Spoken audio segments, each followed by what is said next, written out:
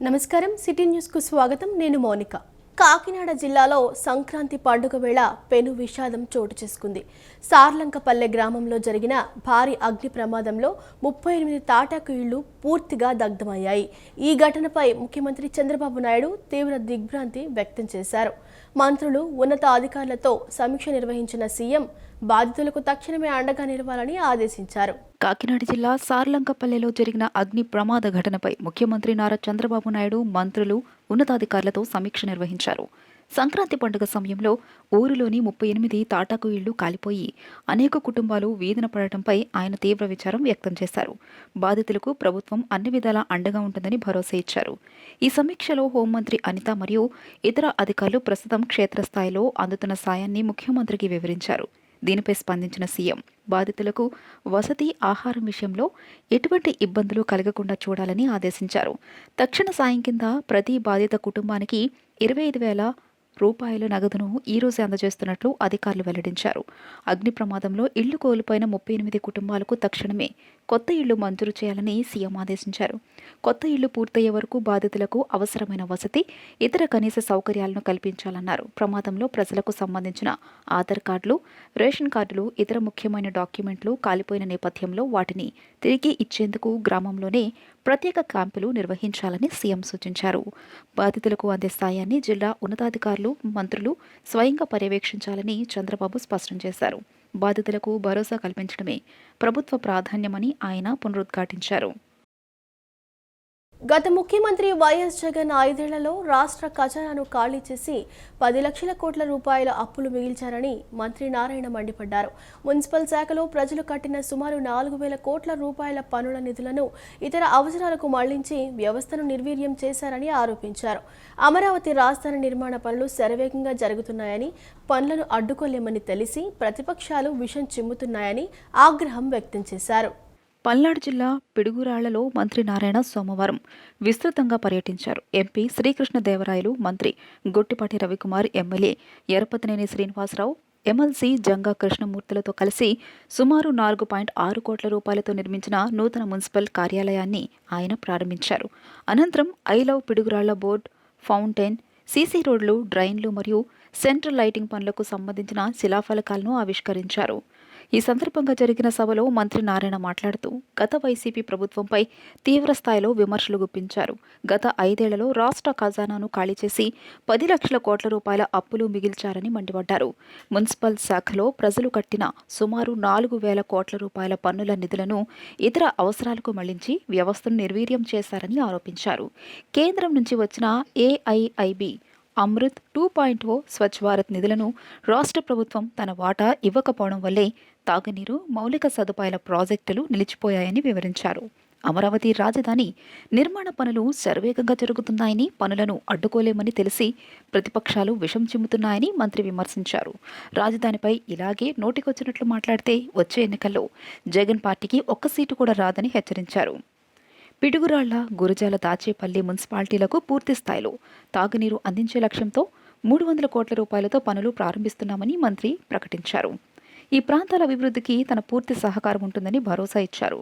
2014లో మంత్రిగా తాను మంజూరు చేసిన ఆఫీసును ఇన్నాళ్లకు తన చేతుల మీదుగానే ప్రారంభించడం సంతోషంగా ఉందని ఆయన పేర్కొన్నారు. 2014-19 పరిస్థితి వేరు, ఇప్పుడు పరిస్థితి వేరు. గత ప్రభుత్వం చేసిన అనేక అవకతవకల వల్ల, ఒకటి రెండు కాదు, వాళ్ళు చేసిన అనేక అవకతవకల వల్ల రాష్ట్ర ఖజానా పూర్తిగా ఖాళీ అయిపోయింది. 10 లక్షల కోట్ల రూపాయలు అప్పు చేసి వెళ్ళిపోయారు. అది తీర్చే బాధ్యత ఎవరిదంటే మందే. మీరు కట్టే ట్యాక్సులతోనే ఇప్పుడు తీరుస్తున్నాం. రాష్ట్ర ఆర్థిక వ్యవస్థని ఎలా నడపాలో గత ప్రభుత్వానికి తెలియదు. ఒకరికి ఒక ఇంట్లో నెలకు 30,000 ఆదాయం వస్తుంటే వైఫ్ అండ్ హస్బెండ్ ఇద్దరు కలిసి ప్లాన్ చేసిందంటే వైసీపీ అధినేత జగన్మోహన్ రెడ్డి భక్తుల మనోభావాలపై దండయాత్ర చేస్తున్నారని, రాష్ట్ర అభివృద్ధిని అడ్డుకోవటమే లక్ష్యంగా అబద్దాలతో విష ప్రచారం సాగిస్తున్నారని రాష్ట్ర సమాచార గృహ నిర్మాణ శాఖ మంత్రి కొలుసు పార్థసారథి తీవ్ర స్థాయిలో ధ్వజమెత్తారు. తిరుమలలో అపవిత్రం జరిగిందని దుష్ప్రచారం చేసేందుకు కుట్ర పన్నారని మండిపడ్డారు. కుట్రలు పన్నిన వారంతా పోలీసులకు చిక్కారని, నిందితులు భూమన కరుణాకర్ రెడ్డి అనుచరులని తిరుపతిలో చెప్పుకుంటున్నారని తెలిపారు. వైసీపీ అధినేత జగన్మోహన్ రెడ్డి భక్తుల మనోభావాలపై దండయాత్ర చేస్తున్నారని, రాష్ట్ర అభివృద్ధిని అడ్డుకోవడమే లక్ష్యంగా అబద్దాలతో విష ప్రచారం సాగిస్తున్నారని రాష్ట్ర సమాచార గృహ నిర్మాణ శాఖ మంత్రి కొలుసు పార్థసారథి తీవ్రస్థాయిలో ధ్వజమెత్తారు. మంగళగిరిలోని టీడీపీ కేంద్ర కార్యాలయంలో ఆయన మీడియా సమావేశంలో మాట్లాడుతూ, కూటమి ప్రభుత్వం ప్రజల సంతృప్తి లక్ష్యంగా పనిచేస్తుంటే వైసీపీ మాత్రం విధ్వంసకర ధోరణి వీడటం లేదన్నారు. అబద్దాలను ప్రచారించడంలో గతంలో గోబెల్స్ పేరు వినేవాళ్లమని, ఇప్పుడు జగన్ బృందం తీరు చూస్తుంటే దాన్ని జగన్ బెల్స్ ప్రచారమని పిలవాల్సి వస్తుందని ఎద్దేవా చేశారు. ముఖ్యమంత్రి చంద్రబాబు రాష్ట్రాన్ని దేశంలోనే అగ్రగామిగా నిలపడానికి జీఎస్డీపీ తలసరి ఆదాయం పెంచడానికి నిరంతరం శ్రమిస్తున్నారని పార్థసారథి తెలిపారు. అయితే అధికారం కోల్పోయిన వైసీపీ నేతలు అసెంబ్లీకి వచ్చి ప్రజా సమస్యలపై పోరాడాల్సింది పోయి ప్రభుత్వంపై బురద జల్లడమే పనిగా పెట్టుకున్నారని విమర్శించారు. వారి తీరు చూస్తుంటే 100 ఎలుకలు తిన్న పిల్లి కాశీయాత్రకు వెళ్లినట్లు ఉందని, రాష్ట్ర ఆదాయానికి కీలకమైన ఆధ్యాత్మిక పర్యాటకాన్ని దెబ్బతీయడానికి కంకణం కట్టుకున్నారని మండిపడ్డారు. తిరుమల పవిత్రతను దెబ్బతీసేందుకు వైసీపీ పెద్ద కుట్ర పన్నిందని పార్థసారథి ఆరోపించారు. ఇటీవల తిరుమలలో మద్యం సీసాలు దొరికాయని చేసిన ప్రచారం వెనుక వైసీపీ నేతల హస్తం ఉందని ఆయన అన్నారు. దాంట్లో ముఖ్యంగా కలియుగ ప్రత్యక్ష దైవంగా భావించే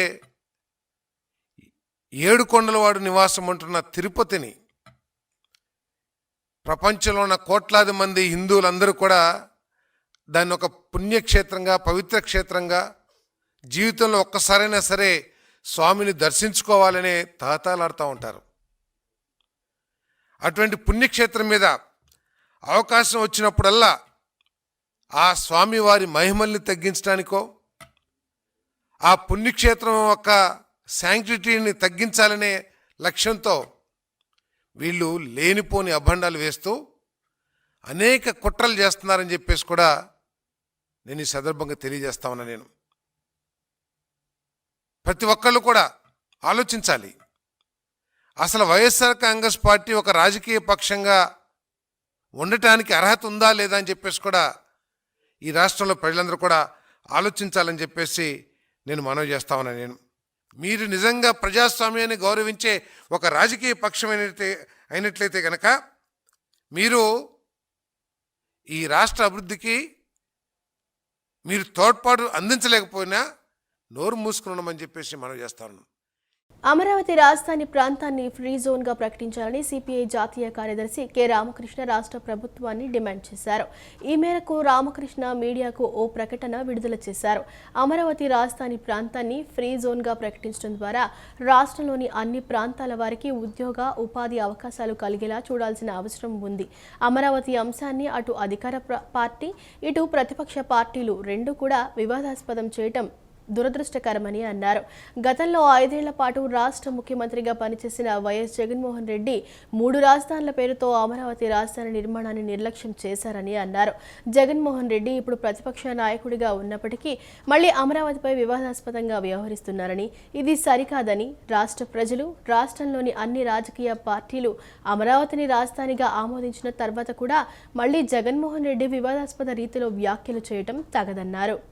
అమరావతి రాజధాని ప్రాంతాన్ని ఫ్రీ జోన్గా ప్రకటించడం ద్వారా రాష్ట్రంలో అన్ని ప్రాంతాల వారికి కూడా అందులో ఉద్యోగ, ఉపాధి అవకాశాలు ఉండేటట్లు చూడాలని సిపిఐ తరఫున డిమాండ్ చేస్తూ ఉన్నాం. దురదృష్టవశాత్తు ఇటీవల కాలంలో మరోమారు అటు అధికార పార్టీ, ఇటు ప్రధాన ప్రతిపక్ష పార్టీ రెండు కూడా అమరావతి అంశాన్ని వివాదాస్పదం చేస్తూ ఉన్నాయి. ముఖ్యమంత్రిగా పనిచేసిన 5 ఏళ్ల పాటు జగన్మోహన్ రెడ్డి గారు ఈ అమరావతి రాజధాని విషయంలో ఆయన వివాదాస్పదం చేశారు. తర్వాత ఇప్పుడు ప్రతిపక్ష నాయకుడిగా మళ్ళీ వివాదాస్పద వ్యాఖ్యలు చేయడం సరైంది కాదు. ఎందుకంటే రాష్ట్ర ప్రజలు, రాష్ట్రంలో ఉన్న అన్ని రాజకీయ పార్టీలు అమరావతిని రాజధానిగా ఆమోదించిన తరువాత మళ్ళీ జగన్మోహన్ రెడ్డి గారు ఈ రకంగా మాట్లాడడం మాత్రం సరైంది కాదు. అదేవిధంగా రాష్ట్ర ప్రభుత్వము ఇవాళ అమరావతికి రైతులు ఎవరైతే భూములు ఇచ్చారో వాళ్ళకి మీరు ఇప్పటివరకు ప్లాట్ సరిగా ఇవ్వాలి. పైగా మళ్ళీ మరోమారు మీరు భూసేకరణ చేపడతామని చెప్తా ఉన్నారు. మీరు ఒకవేళ చేసేది ఏదైనా ఉంటే దాన్ని ట్రాన్స్పరెంట్గా అన్ని విషయాలు వివరించి చేయాలి తప్ప మీరు ఆ పని చేయడంలే. ముఖ్యమంత్రి గారు, మంత్రి గారు, మరికొంతమంది అక్కడే స్థలాలు తీసుకొని వాళ్ళ ఇల్లు నిర్మాణం చేసుకుంటా ఉంటే ఎవరైతే భూములు ఇచ్చారో భూములు ఇచ్చిన రైతులు మాత్రం వాళ్ళ స్థలాల్లో వాళ్ళు కట్టుకోవడానికి మీరు అనుమతించడంలే. వాళ్ళకి అసలు ప్లాట్లే సరిగా ఇవ్వలేకపోతా ఉన్నారు. దాదాపు 11 సంవత్సరాల తర్వాత, పోనీ రాజధాని ప్రారంభమైన 10 ఏళ్ల తర్వాత కూడా మీరు ఈ పని చేయలేకపోతా ఉన్నారంటే ఇది క్షంతవ్యం కాదు. ఖచ్చితంగా అటువంటి వివాదాలకంతా కూడా ఫుల్ స్టాప్ పెట్టాలి. గుంటూరు జిల్లా నల్లపాడు రోడ్డులో రెడ్డి కాలేజీ సమీపంలో జరుగుతున్న సరస్ మేళా అఖిల భారత డ్వాక్రా బజార్ను రాష్ట్ర పౌర సరఫరాలు వినియోగదారుల వ్యవహారాల శాఖ మంత్రి నాదెండ్ల మనోహర్ సందర్శించారు. మేళాలో హ్యాండ్లూమ్ వస్త్రాలు, హ్యాండీక్రాఫ్ట్స్ను పరిశీలించి వివరాలు తెలుసుకున్నారు. మాడుగుల హల్వాను రుచి చూశారు. మహారాష్ట్ర కొల్హాపూర్ హ్యాండ్మేడ్ చెప్పులను, త్రిపుర బ్యాంబుతో తయారు చేసిన ఫ్లవర్ బొకేలు, జ్యువెలరీ బాక్సులు, ఒడిస్సా అల్లికలతో తయారు చేసిన వెదురు ఉత్పత్తులు, టెర్రకోట మట్టితో తయారు చేసిన వంట పాత్రలు, వాటర్ బాటిల్స్, ఇతర వస్తువులను పరిశీలించి నాణ్యత బాగుందని ప్రశంసించారు. పలు వస్తువులు కొనుగోలు చేశారు. స్వయం సహాయక సంఘాల మహిళలు తయారు చేసిన ఉత్పత్తులకు ఇటువంటి డ్వాక్రా బజార్ ద్వారా ప్రభుత్వం మెరుగైన మార్కెటింగ్ సౌకర్యం కల్పిస్తుందని అన్నారు. మినీ భారత్గా దేశంలోని అన్ని రకాల సాంప్రదాయ సాంస్కృతిక వస్తువులు అందుబాటులో ఉన్న సరస్ మేళాను ప్రతి ఒక్కరూ సందర్శించి మహిళలు స్వయంగా తయారు చేసిన వస్తువులను కొనుగోలు చేసి ఆదరించాలని తెలిపారు. తెనాలి పట్టణంలో ప్రజలందరూ కూడా కోరుకునేది పర్యావరణాన్ని దృష్టిలో పెట్టుకొని మన పిల్లలకి కూడా ఖచ్చితంగా ఫిజికల్ యాక్టివిటీ ఉండాలి. సాయంత్రం పూట వాళ్ళు ఆడుకోవడానికి ఒక మంచి ప్లే గ్రౌండ్, ఆకర్షణీయంగా ఉండే విధంగా, అంతటితోటే ఆగకుండా ఈ ఏరియాలో చిన్న చిన్న ప్రోగ్రామ్స్, చెస్, అదేవిధంగా మినీ టెన్నిస్ ఈ రోజుల్లో బాగా యువతకి ఆకర్షణీయంగా తయారైంది. ఆ కోర్టు కూడా ఏర్పాటు చేస్తున్నాం. వీటన్నిటిని క్రోడీకరించి మన ఐతానగర్లో గతంలో ఏదైతే మనం ఫైకస్ పార్క్ అని నేను శాసనసభాపతిగా ఉన్నప్పుడు అప్పుడు ₹1 కోటి తీసుకొచ్చి ఆ రోజున పనులు ప్రారంభించాం. దాదాపు 90% వర్క్లు పూర్తయిపోయినాయి. పండుగలోపు ఎట్టి పరిస్థితుల్లో అంతా రెడీ చేసి ఓపెన్ చేద్దాం అనుకున్నాం, కానీ కొంచెం సమయం పట్టేట్టుంది. హడావుడిగా చేసిన కార్యక్రమాలు ఒక్కోసారి సంపూర్ణంగా ఉండవు. కాబట్టి ఈ 4 రోజులు అంటే సంక్రాంతి పండుగ సమయంలో సందర్శకులు అందరికీ కూడా అవకాశం కల్పించమని నేను కమిషనర్ గారిని కోరాను. కొంచెం జాగ్రత్తగా మన ప్రజలందరూ కూడా ఇక్కడ కొత్తగా నాటిన మొక్కలు కానివ్వండి, గడ్డి కానివ్వండి, వీటన్నిటికీ నష్టం కలగకుండా తప్పకుండా ఈ ఏరియాలో పర్యటించి ఏ విధంగా ఒక మార్పు తీసుకొచ్చామో వాళ్ళు కూడా ఎంజాయ్ చేయొచ్చు. తెలుగు లోగిళ్లలో సంక్రాంతి శోభ ముందే వచ్చింది. సంస్కృతి సాంప్రదాయాలు ఉట్టిపడేలా ఊరువాడ సంబరాలు అంబరాన్నంటాయి. భోగి మంటలు, రంగవల్లులు, కోడిపందాలు, హరిదాసుల కీర్తనలు, డూడు బసవనుల విన్యాసాలతో పాటు ఆటపాటల పోటీలు, ప్రత్యేక కార్యక్రమాలు అలరించాయి. పోటీల్లో విజేతగా నిలిచిన వారికి నిర్వాహకులు బహుమతులు అందజేశారు. తెలుగు రాష్ట్రాల్లో సంక్రాంతి శోభ ముందే వచ్చేసింది. పల్లెలు, పట్టణాలు అన్న తేడా లేకుండా ఊరు వాడ సంక్రాంతి సంప్రదాయాలు ఉట్టిపడేలా వేడుకలు అంబరాన్నంటాయి. తెల్లవారుజామునే వేసిన భోగి మంటల కాంతులతో పండుగ వాతావరణం మొదలైంది. ముంగిళ్లలో వేసిన రంగురంగుల ముగ్గులు, గొబ్బెమ్మలు తెలుగువారి కళాత్మకతకు అద్దం పట్టాయి. గ్రామ వీధుల్లో హరిదాసుల కీర్తనలు, గజ్జెల సవ్వడి చేస్తూ ఆకట్టుకున్న డూడు బసవన్నల విన్యాసాలు పండుగకు ప్రత్యేక ఆకర్షణగా నిలిచాయి. మరోవైపు గ్రామీణ వినోదాల్లో భాగంగా నిర్వహించిన కోడి పందాలు, ఎడ్ల బండి పరుగు పందాలు ఉత్సాహాన్ని నింపాయి. యువతీ యువకుల కోసం ఏర్పాటు చేసిన ఆటల పోటీలు, ముగ్గుల పోటీలు సందడిని రెట్టింపు చేశాయి. స్థానిక నేతలు, నిర్వాహకులు ఏర్పాటు చేసిన ఈ ప్రత్యేక కార్యక్రమాల్లో ప్రజలు పెద్ద ఎత్తున పాల్గొని సందడి చేశారు. వివిధ పోటీల్లో ప్రతిభ కనపరిచి విజేతలుగా నిలిచిన వారికి నిర్వాహకులు బహుమతులు అందజేసి అభినందించారు. మొత్తానికి ఆత్మీయ పలకరింపులు, పిండి వంటల ఘుమఘుమలతో తెలుగు లోగిళ్లలో సంక్రాంతి సంబరాలు అంగరంగ వైభవంగా కొనసాగుతున్నాయి. వివిధ ప్రాంతాలకు చెందిన కళారూపాలకు మార్కెట్ కల్పించడంతో పాటు కళాకారులకు ఆర్థిక భరోసా లభించేలా లేపాక్షి షోరూంలో 30% వరకు డిస్కౌంట్ అమ్మకాలు ప్రారంభించినట్లు రాష్ట్ర చేనేత జౌళి శాఖ మంత్రి ఎస్ సవిత తెలిపారు. ఈ కామర్స్లోనూ కళారూపాలను అందుబాటులో ఉంచాలని, ఇందుకోసం ప్రత్యేక వెబ్సైట్ను రూపొందించాలని అధికారులను ఆదేశించారు. చేనేత వస్త్రాలను ఈ కామర్స్లో విక్రయించినట్లు లేపాక్షి కళారూపాలను ఆన్లైన్లో లభించేలా చర్యలు తీసుకోవాలని మంత్రి సవిత దిశానిర్దేశం చేశారు.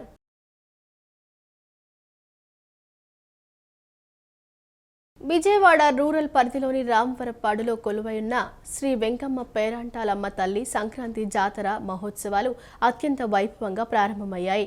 గన్నవరం ఎమ్మెల్యే మరియు ప్రభుత్వ విప్ యార్లగడ్డ వెంకట్రావు తన సతీమణి జ్ఞానేశ్వరితో కలిసి అమ్మవారికి సారె సమర్పించారు. విజయవాడ రూరల్ మండలం పరిధిలోని రామవరపాడులో కొలువై ఉన్న శ్రీ వెంకమ్మ పేరంటాలమ్మ తల్లి సంక్రాంతి జాతర మహోత్సవాలు అత్యంత వైభవంగా ప్రారంభమయ్యాయి. ఉత్సవాల ప్రారంభం సందర్భంగా అమ్మవారిని ఆమె పుట్టిల్లైన రాజుల బజార్ నుంచి మంగళ వాయిద్యాలు, కోలాటాలు, తీన్మార్ డప్పులు మరియు భక్తుల కోలాహలం మధ్య ఊరేగింపుగా ప్రధాన ఆలయానికి తీసుకువెళ్లారు. గ్రామ వీధులన్నీ భక్తుల జయ జయధ్వానాలతో ఆధ్యాత్మిక శోభతో మిన్నంటాయి. ఈ వేడుకల్లో గన్నవరం ఎమ్మెల్యే మరియు ప్రభుత్వ విప్ యార్లగడ్డ వెంకట్రావు తన సతీమణి జ్ఞానేశ్వరితో కలిసి అమ్మవారికి సారే సమర్పించారు. అనంతరం వారు అమ్మవారిని దర్శించుకుని ప్రత్యేక పూజలు నిర్వహించారు. ఈ సందర్భంగా ఎమ్మెల్యే యార్లగడ్డ వెంకట్రావు మాట్లాడుతూ ప్రాంతీయ ప్రయోజనాల దృష్ట్యా రామవరపాడుతో సహా ఈ 9 గ్రామాలను విజయవాడ మున్సిపల్ కార్పొరేషన్లో కలపాలని అమ్మవారిని వేడుకున్నట్లు చెప్పారు. లేకపోతే ఈ ప్రాంత ప్రజలకు సాగునీరు, తాగునీరు మరియు పారిశుద్ధ్య సమస్యల నుండి విముక్తి లభించే పరిస్థితి లేదని అన్నారు. దీనిపై ముఖ్యమంత్రిని, మంత్రులను కలిసి విన్నవిస్తానని చెప్పారు. ప్రభుత్వంపై ఒత్తిడి తెచ్చి వచ్చే ఏడాది అమ్మవారి ఉత్సవాల నాటికల్లా ఈ గ్రామాలను కార్పొరేషన్లో కలిపేలా కృషి చేస్తారని ఆయన స్పష్టం చేశారు.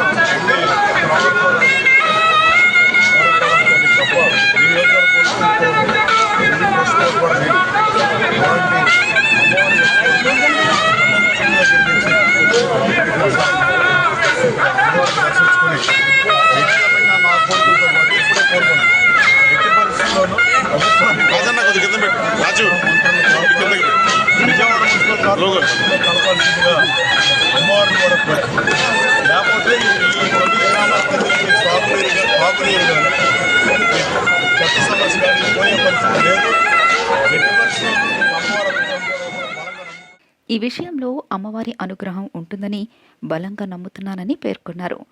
ఈ సందర్భంగా నియోజకవర్గ ప్రజలందరికీ పండుగ శుభాకాంక్షలు తెలియజేశారు. ఈ కార్యక్రమంలో ఆలయ ఈవో ప్రియాంక, చైర్మన్ పట్టపు వెంకటేశ్వరరావు, ఆలయ ధర్మకర్తల మండలి సభ్యులు లక్కంరాజు మల్లికార్జునరావు, పోతన వెంకట దుర్గా నాగేశ్వరరావు, కాకాని శివరాం, గడ్డం ఏడుకొండలు, అడ్డగిరి రజని, వేమినేని కనకదుర్గ, ఇనమాల పార్వతి, మొదలి సంధ్య మరియు ఇతర ముఖ్య నేతలు, ఆలయ సిబ్బంది పాల్గొన్నారు. రాజధానిపై వైఎస్ జగన్ వ్యాఖ్యలు ఆయన అవగాహన రాహిత్యానికి నిదర్శనమని టీడీపీ పొలిట్ బ్యూరో సభ్యులు వర్ల రామయ్య విమర్శించారు. అమరావతి అనే పేరు పలకడానికి జగన్ మనసు పూర్తిగా అంగీకరించడం లేదని పేర్కొన్నారు. మంగళగిరి టీడీపీ కార్యాలయంలో ఏర్పాటు చేసిన విలేకరుల సమావేశంలో ఆయన మాట్లాడారు. అమరావతి సెల్ఫ్ ఫైనాన్సింగ్ రాజధాని అని తెలిపారు. రైతులిచ్చిన భూములే రాజధాని నిర్మాణానికి పెట్టుబడులు అని అన్నారు. అమరావతికి మాత్రమే 3 లక్షల కోట్లు ఖర్చు పెడుతున్నారనే జగన్ వ్యాఖ్యలను తీవ్రంగా ఖండిస్తున్నారు వెల్లడించారు. కావాలనే మిగతా జిల్లాల ప్రజలను రెచ్చగొట్టాలని చూస్తున్నారని అన్నారు. And there shall be a new capital for the state of Andhra Pradesh. I repeat, there shall be a new capital for the state of Andhra Pradesh. అదే కదా యాక్ట్ అంటే ఆంధ్రప్రదేశ్ రాష్ట్రానికి ఒక రాజధాని ఉండాలి. ఆ రాజధాని తయారయ్యేంత వరకు క్లాజ్ 1 ప్రకారం హైదరాబాద్ కామన్ క్యాపిటల్గా ఉంటుంది. మీరు చేయెత్తిన చట్టం, మీరు ఆమోదించిన చట్టం జగన్మోహన్ రెడ్డి గారు. అందుకే చంద్రబాబు నాయుడు గారు 2014లో అమరావతి ఏర్పాటుకు ఆయన సంకల్పించారు. రాజధాని కావాలని చెప్పి ఎక్కడ పెడితే బాగుంటుంది. ఫర్ దాట్ దానికోసం expert committee for setting up of a capital for Andhra Pradesh, ఆంధ్రప్రదేశ్కి క్యాపిటల్ కావటం కోసం ఎక్స్పర్ట్ కమిటీ, ఆ ఎక్స్పర్ట్ కమిటీ కూడా make appropriate recommendations in a period not exceeding 6 months from the date of enactment of the Andhra Pradesh Reorganization Act 2014. ఒక కమిటీని కూడా వేసింది central government. 6 నెలల్లో మీరు ఎక్కడ రాజధాని బాగుంటుందని చూడాలని వేసింది. What does it mean? Jaganmohan Reddy గారు రాజధాని ఉందా, నేను ఎక్కడుంటే అక్కడే అన్నావు. ఇదేంటండి? ఎంత చిల్లరగా ఉన్నాయి మీ మాటలు, ఎంత అవగాహన రాజ్యంతో ఉన్నాయి. ఒక ముఖ్యమంత్రి చేసిన వ్యక్తి ఇలా మాట్లాడుతుంటే ఆశ్చర్యపోతున్నారు మీ పార్టీ నాయకులు కూడా, మిమ్మల్ని నమ్ముకున్న వాళ్ళు కూడా, మీ వెంట తిరిగే వాళ్ళు కూడా, మిమ్మల్ని అనుసరిస్తున్న వాళ్ళు కూడా, మీ వెంట నడవాలనుకునే వాళ్ళు కూడా. ఇదేమి చోద్యం? ఎన్టీఆర్ జిల్లా జీకొండూరు మండలంలో నిన్న రాత్రి భారీ అగ్ని ప్రమాదం చోటు చేసుకుంది. కందులపాడు గ్రామం వద్ద వరిగడ్డి లోడుతో వెళ్తున్న ఒక లారీ అకస్మాత్తుగా లో టెన్షన్ విద్యుత్ తీగలకు తగలటంతో ఒక్కసారిగా మంటలు చెలరేగాయి. గడ్డి కావడంతో మంటలు క్షణాల్లో లారీ అంతటా వ్యాపించాయి. అయితే ప్రమాద సమయంలో సకాలంలో ఫైర్ ఇంజిన్ అందుబాటులో లేకపోవడంతో మంటలను అదుపు చేయడం సాధ్యపడలేదు. ఫలితంగా లారీ పూర్తిగా కాలి బూడిదైపోయింది. ఈ ప్రమాదం కారణంగా కందులపాడు ప్రధాన రహదారిపై భారీగా వాహనాలు నిలిచిపోయి ప్రయాణికులు తీవ్ర ఇబ్బందులు ఎదుర్కొన్నారు. మన సంస్కృతి సాంప్రదాయాలను భావితరాలకు అందించాల్సిన బాధ్యత అందరిపైన ఉందని ఉయ్యూరు మండల తెలుగుదేశం పార్టీ అధ్యక్షులు వెనిగళ్ల కుటుంబరావు పిలుపునిచ్చారు. చినవోగిరాల గ్రామ తెలుగుదేశం పార్టీ ఆధ్వర్యంలో సంక్రాంతి సంబరాలను ఘనంగా నిర్వహించారు. ఈ సందర్భంగా మహిళలు రంగురంగు రంగవల్లులను తీర్చిదిద్దారు. మన సంస్కృతి సాంప్రదాయాలను నేటి తరం వారికి తెలియజేయాల్సిన బాధ్యత మనందరిపైన ఉందని ఉయ్యూరు మండల తెలుగుదేశం పార్టీ అధ్యక్షులు వెనిగళ్ల కుటుంబరావు అన్నారు. చినవోగిరాల గ్రామ తెలుగుదేశం పార్టీ ఆధ్వర్యంలో జరుగుతున్న సంక్రాంతి సంబరాలలో భాగంగా ముగ్గుల పోటీలు నిర్వహించారు. ఈ పోటీలలో పెద్ద ఎత్తున మహిళలు పాల్గొన్నారు. ఈ కార్యక్రమంలో ఉయ్యూరు మార్కెట్ యార్డ్ చైర్మన్ కొండ ప్రవీణ్, పార్టీ మండల అధ్యక్షులు వెనిగళ్ల కుటుంబరావు, తెలుగు యువత నాయకులు యార్లగడ్డ సాయితో పాటు పార్టీ నేతలు, గ్రామస్తులు పాల్గొన్నారు. సంక్రాంతి సంబరాల్లో భాగంగా తమ గ్రామంలో పశు ప్రదర్శన, ముగ్గుల పోటీలు, పొట్టేళ్లు పోటీ లాంటి సాంస్కృతిక సాంప్రదాయక పోటీలను నిర్వహిస్తున్నామని వారు తెలియజేశారు. సంక్రాంతి వేడుకలలో భాగమైన ముగ్గుల పోటీలను నిర్వహించి ఆడపడుచులను తగిన విధంగా సత్కరించడమే తమ అభిమతమని వారు తెలియజేశారు. మొదటి ప్రైజ్గా ఫ్రిడ్జ్ను అందజేస్తున్నామని, పాల్గొన్న ప్రతి ఒక్కరికి చీరా సారలతో సత్కరించనున్నట్లు గ్రామ పార్టీ నాయకులు తెలియజేశారు. సంక్రాంతి పండుగ సందర్భంగా మండలంలో అలాగే చిన్నవగిరాల గ్రామంలో ఈ చుట్టుపక్కల ప్రాంత ప్రజలు, ఉయ్యూరు టౌన్కి ప్రజలందరికీ హృదయపూర్వక ధన్యవాదాలు, శుభాకాంక్షలు తెలియజేస్తున్నాం. భోగి, సంక్రాంతి, కనుమ శుభాకాంక్షలు. అలాగే యార్లగడ్డ ఎనిగళ్ల యూత్ ఆధ్వర్యంలో గడిచిన 3 రోజులుగా పశు ప్రదర్శన, ఎడ్ల పందాలు నిర్వహించడం జరిగింది. చాలా బాగా జరిగింది. ప్రజల నుంచి అద్భుతమైన స్పందన. మళ్ళీ మరికొన్ని రోజులు యాడ్ చేసి మరొక్కసారి పశు ప్రదర్శన పెట్టాలనే కోరిక మాలో కలిగింది. రాబోయే కాలంలో మరింత మంచిగా ఉత్తమంగా మళ్ళీ ఎడ్ల పందాలు, పశు ప్రదర్శన ఏర్పాటు చేస్తాం. అలాగే ఈరోజు ఆడపడుచులు, మా తెలుగింటి ఆడపడుచులు ముగ్గులు పోటీలకి ఇచ్చేసిన ప్రతి ఒక్కరికి హృదయపూర్వక ధన్యవాదాలు తెలియజేస్తున్నాం. వచ్చిన ప్రతి ఒక్కరికి ఏదో ఒక స్పెషల్ గిఫ్ట్, ఊరినే ఆడపడుచులు నిరాశ చెందకుండా, వచ్చింది ప్రైజ్ వచ్చిందని రాలేదని అనుకోకుండా వచ్చిన ప్రతి ఒక్కరికి కూడా కమిటీ తరఫున స్పెషల్ ప్రైజు ఏర్పాటు చేయడం జరిగింది. అలాగే రాబోయే రోజుల్లో మరిన్ని గ్రామీణ ప్రాంత వాతావరణంలో మరిన్ని మంచి కార్యక్రమాలు చేస్తామని, అదే ఈ సందర్భంగా సంక్రాంతి సందర్భంగా రేపు, ఎల్లుండి, అవటాలు ఎల్లుండి గొర్రెపోతుల పందాలు సాంప్రదాయమైన క్రీడ గ్రామీణ ప్రాంతాల్లో అనాదిగా ఉండేది. ఈ మధ్యకాలంలో కనుమరుగైన అది ఎవరి ద్వారానో తెలిసి మేము అది నిర్వహించడం జరుగుతుంది. కాబట్టి ఈ చుట్టుపక్కల ప్రాంత ప్రజలందరూ ఆ కార్యక్రమానికి ఇచ్చేసి జయప్రదం చేయవలసి కోరుతున్నాం. ఒక ఉత్సాహవంతమైనటువంటి కార్యక్రమంగా ముగ్గుల పోటీలను ఏర్పాటు చేయడం జరిగింది. పెద్ద ఎత్తున మహిళలందరూ, ఆడపడుచులందరూ కూడా ఈ పోటీల్లో పాల్గొనడానికి ఉత్సాహంగా వచ్చి ఉన్నారు. చాలా సంతోషం. సంక్రాంతి సంబరాలని ముఖ్యంగా మనం దాదాపు ఒక 6 నెలల కాలంగా రైతులందరూ కూడా ఎంతో కష్టపడి వ్యవసాయం చేస్తూ ప్రజలందరికీ అవసరమైనటువంటి ఆహారాన్ని అందించడంలో మరి ఇప్పటి వరకు కూడా ఆ పంట అంతా కూడా దిగుబడి అంతా ఇంటికి వచ్చి ఉంది. మరి అదేవిధంగా రైతులకి ఆటవిడుపుగా ప్రతి ఒక్కరూ కూడా వారు ఉద్యోగం చేసినా ఏదైనా వ్యాపారం చేసినా కొంత ఆటవిడుపు ఉంటుంది. అదేవిధంగా ఈ దేశానికి వెన్నుముకైనటువంటి రైతుకు కూడా ఒక ఆటవిడుపులాగా ఉండాలి. సంక్రాంతి సంబరం అనేది రైతుల పండుగ అనే దాన్ని ప్రతి కుటుంబంలో మహిళల వరకు కూడా వ్యవసాయం చేసిన రైతు తన ఇంట్లో కూడా మహిళలు కూడా ఆనందపడాలి. మరి అటు వచ్చిన పంట దిగుబడి ద్వారా వాళ్ళు ఆర్థికంగా కూడా బలంగా ఉండాలి, సంతోషంగా ఉండే విధంగా పాటించేది మన సంక్రాంతి పండుగ. ఈ వార్తలు ఇంతటితో సమాప్తం. నమస్కారం.